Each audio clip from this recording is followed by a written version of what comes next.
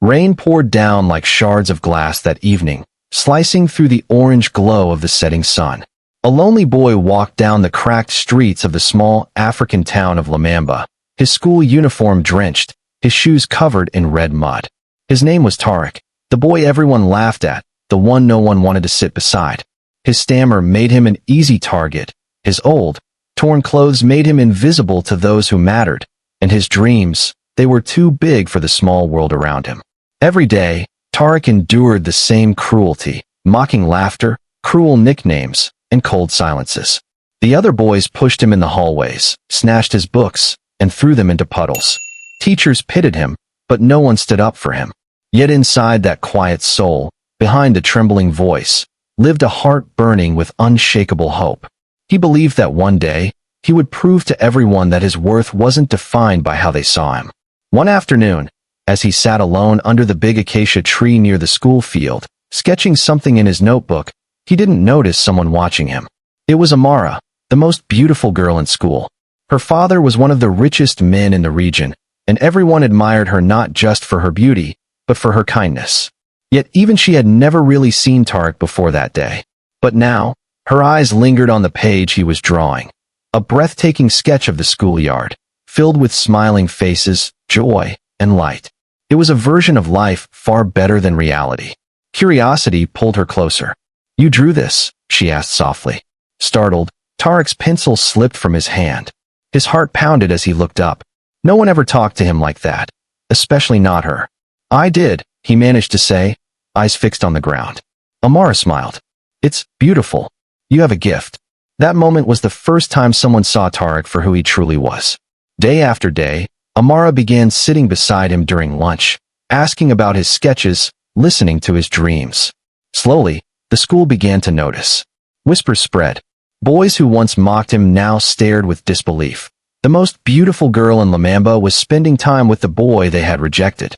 But not everyone was happy. Among them was Derek, the captain of the school football team and Amara's childhood friend. He had always believed she would end up with him.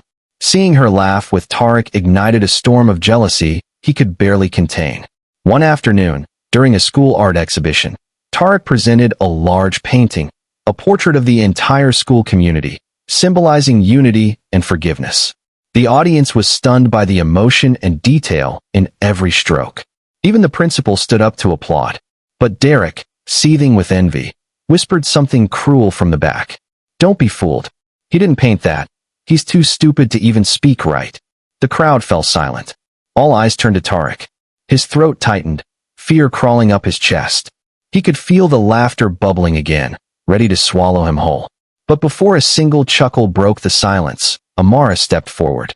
"Enough," she said firmly, her voice cutting through the air. "You mock him because he's different. But tell me, who among you has ever had the courage to turn pain into beauty? To rise after being broken?" Her words echoed across the hall. Tariq's eyes filled with tears, not of shame, but of gratitude. In that moment, he realized that she didn't just see his art, she saw him. The days that followed changed everything. Teachers began to encourage Tariq. His paintings were displayed in exhibitions beyond the school. A journalist from the city came to interview him after hearing about the boy with golden hands. Yet, beneath the surface of his rising success, a storm was still brewing, one that would test both his strength and Amara's loyalty.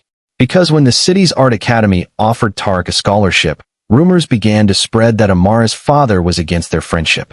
One evening, Tariq stood outside the tall iron gates of Amara's house, holding the letter of his acceptance, his hands trembling. The guards refused to let him in. He could hear voices from inside, angry, loud, and broken. Her father's words struck him like thunder. "You are not his equal, Amara. He comes from nothing. Do you think love can survive poverty?" Silence followed. Then, softly, Amara's voice. "Then I'll choose nothing, if it means being with someone who sees me for who I am." But that night, something happened that would change their lives forever. Years passed, and Lumamba changed. The dusty roads that once echoed with the laughter of children were now lined with shops, lights, and art galleries. The acacia tree still stood tall near the school field, its branches older, its roots deeper, like a silent witness to time. And beneath that tree, new children played, unaware of the story that had once begun there. A story of a boy who turned pain into beauty and silence into music. Tariq Musa had become a name known far beyond Lumamba. His paintings were displayed in galleries across Africa and beyond. His art carried the soul of his homeland, the red earth, the golden skies, the hidden sorrow and hope of ordinary people. Every canvas spoke of love, endurance, and the power of forgiveness. Yet, behind every brushstroke, there remained an ache, a whisper that no amount of fame could silence. Amara. He had not seen her since the night of the gala. Letters he sent to her home went unanswered. News reached him that her family had moved to Nairobi and later to London.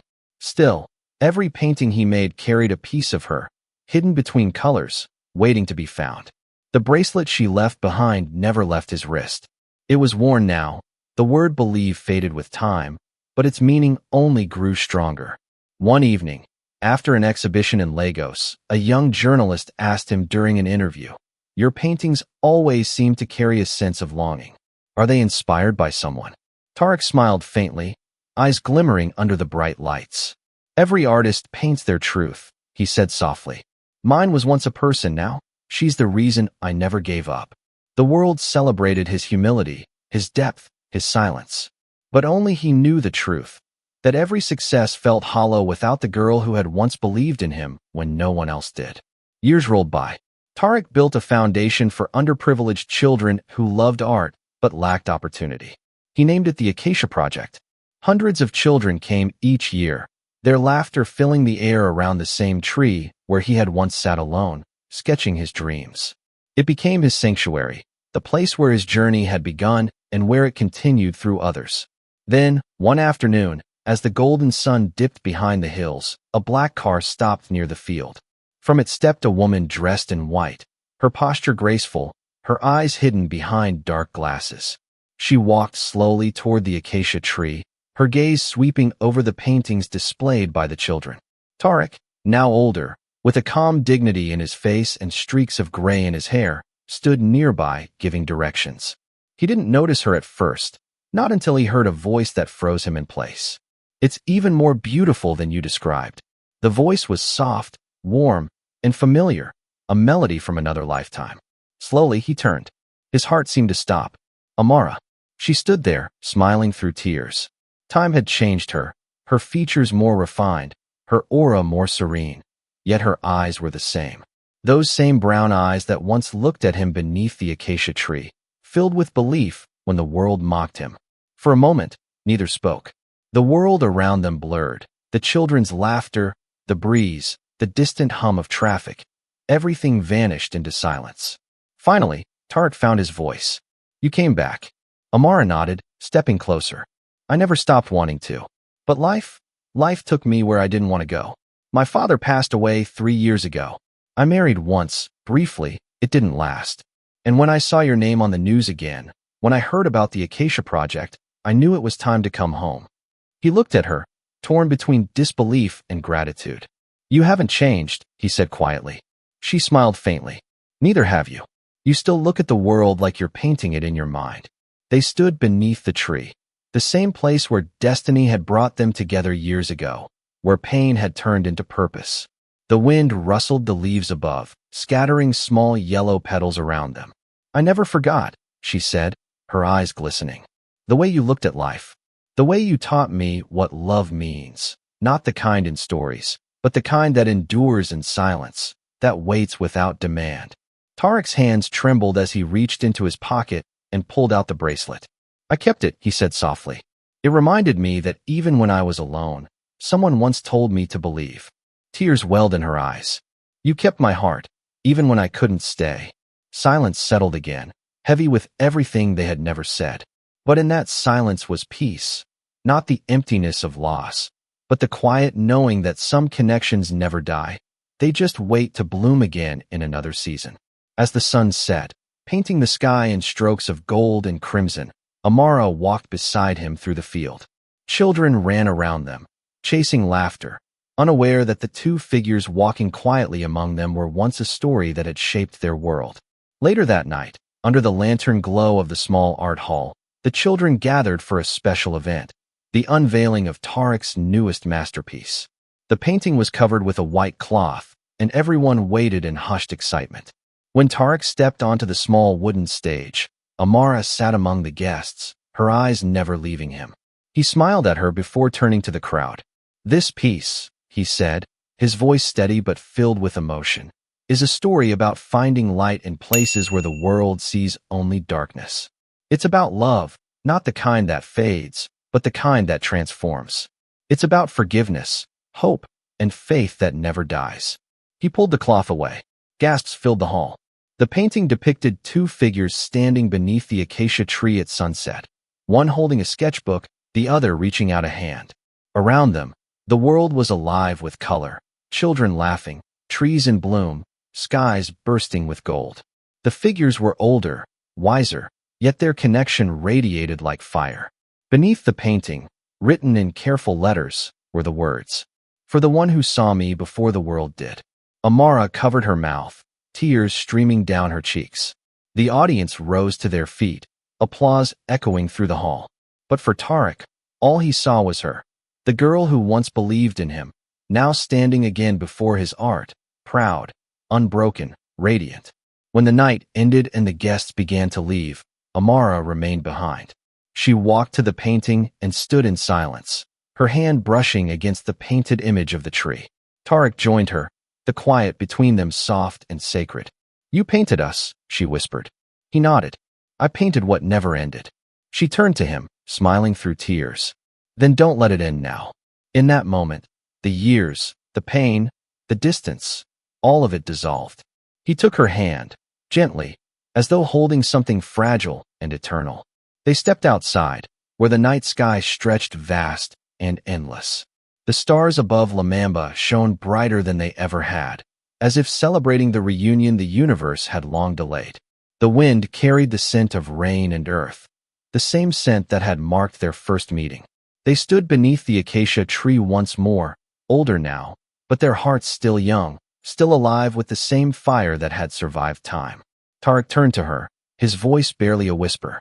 "I always thought love was something that ended when people left," he said. "But you taught me that real love doesn't end. It waits, it grows, and when it returns, it's even stronger." Amara leaned her head against his shoulder. "And I learned that sometimes distance isn't punishment, it's preparation. So that when two hearts find each other again, they finally know how to stay."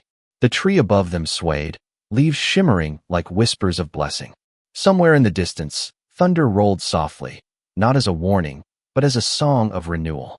The boy who had once been bullied, mocked, and broken now stood as a man who had turned every wound into art, every scar into strength. And beside him was the woman who had seen his light before the world noticed his fire. They didn't need words anymore. The silence between them was enough. The silence of completion, of destiny fulfilled. The lights of Lumamba glowed in the distance as the wind carried laughter from the children nearby. Tarek closed his eyes, feeling the warmth of Amara's hand in his. For the first time in his life, he didn't just believe in love, he lived it. And beneath the acacia tree that had witnessed their beginning, they stood together once more, not as a boy and a girl, not as painter and muse, but as two souls who had found their way back through time, pain, and destiny. The moon rose high, bathing them in silver light, and the night seemed to whisper their story to the stars, a story not of heartbreak, but of rebirth, not of loss, but of love that waited, survived, and finally returned home. The night air was heavy with the scent of rain and jasmine as Tarek stood beneath the flickering street lamp, staring at the mansion gates. Amara's words echoed in his mind, soft, trembling, defiant. "Then I'll choose nothing." The courage in her voice struck him harder than anything he had ever painted, more powerful than every dream he had ever sketched on paper. But as the guards pushed him away, closing the gates between them, Tarek realized love was no longer a simple emotion. It had become a battle he wasn't sure he was ready to fight. He walked home that night in silence. The moon hid behind thick clouds, and the streets glistened with puddles that mirrored the faint glow of passing lamps. His small house stood at the end of the lane. Tin roof, cracked windows, the kind of place people ignored. Inside, his mother sat on a wooden chair, her tired eyes lighting up as she saw him enter. She noticed the envelope in his hand and gasped. "You got it?" she asked, her voice trembling with hope. Tarek nodded slowly. "The scholarship, it's real." Tears welled up in her eyes as she reached for his hand. "Your father would have been so proud. You've carried us so far, my son." He smiled faintly, but behind that smile hid a weight he couldn't share. He didn't tell her about the confrontation or about Amara's father's anger. He didn't want to see disappointment shadow her joy. That night, as he lay on his thin mattress, he clutched the letter to his chest and stared at the ceiling, where faint cracks shaped like rivers spread across the plaster. His heart was torn between two dreams, one that could lift him beyond poverty and one that made his soul feel alive. The next morning, rumors swirled through Lumamba like wildfire. Some said Amara had been forbidden to see Tarek again. Others claimed her father had already arranged a suitor, a wealthy businessman's son from the capital. Every whisper felt like a dagger to Tarek's chest. At school, Amara's seat beside him remained empty. Her absence made everything feel colorless, even his art. The laughter of other students returned, softer now, but still sharp enough to cut. Yet deep down, Tarek refused to let go of faith. 3 days passed before he saw her again. She found him near the acacia tree, the same place they'd first spoken. Her eyes were red from crying, her hands trembling as she clutched a folded piece of paper. "I had to see you," she said in a whisper. "They took my phone. They've stopped me from leaving the house after sunset. My father says you'll ruin my future." Tarek's heart clenched. "And what do you think, Amara?" She stepped closer, her eyes locking onto his. "I think my future means nothing if I can't choose it myself." He wanted to hold her, but he didn't. Instead, he looked at the paper in her hand. "What's that?" "It's the invitation to the city's art gala. They want you to present your work. Everyone important will be there." Tarek stared at the paper, his mind racing. The gala, it was his chance to prove himself not just to the academy, but to the entire city. Maybe even to her father. Maybe if he could show them who he truly was, they would understand that he wasn't just a poor boy chasing an impossible dream. But dreams, he knew, came with a price. That night, Tarek worked until his fingers ached. His small room became a sanctuary of passion and paint. Canvas after canvas lined the walls, faces of the people who once mocked him, portraits of hope, of love, of the fire that burned behind silent endurance. And at the center of it all, he painted one final piece. Amara, standing beneath the acacia tree, sunlight streaming through her hair, her smile soft yet strong. Days turned to weeks. The gala approached, and Lumamba buzzed with anticipation. For the first time, Tarek wasn't just the bullied boy, he was the artist from nowhere. Journalists wrote his story, people whispered his name in admiration, and even those who once mocked him tried to claim they'd always known he was destined for greatness. When the evening finally arrived, the city was alive with light. Cars lined the marble steps of the gallery, and guests in fine clothes glided across the red carpet. Tarek stood outside for a long moment before entering, adjusting the borrowed suit his mother had patched carefully. Inside, the air smelled of perfume, champagne, and fresh paint. His heart thudded like a drum as he looked around.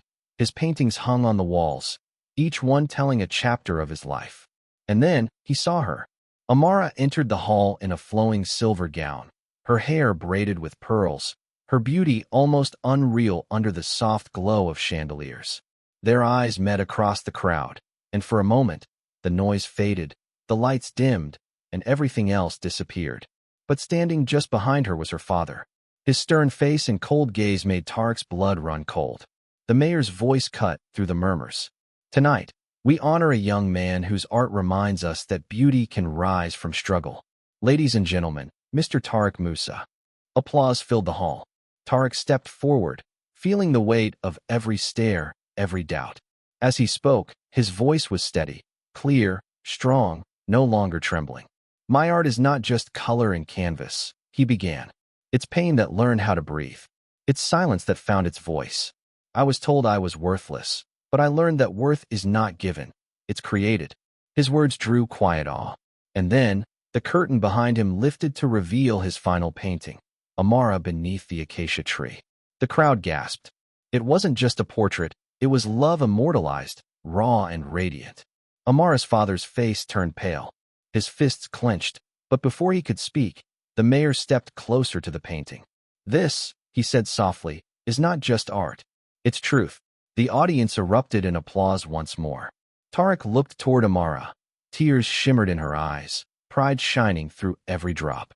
But as the night drew on, and cameras flashed, and congratulations poured in, Tarek felt a strange emptiness settle in his chest. Success, fame, admiration, they were everything he had ever dreamed of. Yet the distance between him and Amara felt wider than ever. She was surrounded by her father's circle, carefully watched, her smiles polite but weary. When the gala ended, she slipped away from the crowd and found him standing near the back exit, looking out at the city lights. "You did it," she whispered. "You showed them who you are." He smiled faintly. "I did it for us." She looked down, her voice breaking. "My father says we're leaving for the capital tomorrow. He wants me to study abroad. He thinks distance will make me forget you." Tarek's heart froze. "And will it?" She shook her head. "No distance can erase what I feel. But promise me something, Tarek. Don't stop now. Don't let anyone silence the voice you've fought to find." He nodded, his eyes glistening under the dim light. "Only if you promise to find your way back to me." She reached out, her fingers brushing his, and for a moment, time stood still. The sound of the city faded, the air thick with unsaid words, and as she turned to leave, the faint scent of jasmine lingered, the same scent from that first night under the rain. Tarek watched her walk away until the darkness swallowed her figure. His hand clenched around the small charm she had secretly left behind, a silver bracelet with a single engraved word, "Believe." He whispered it to the wind, his voice steady, his heart burning with new fire, because deep down, he knew this wasn't the end of their story. It was only the beginning of something far greater, something destiny itself would have to answer for.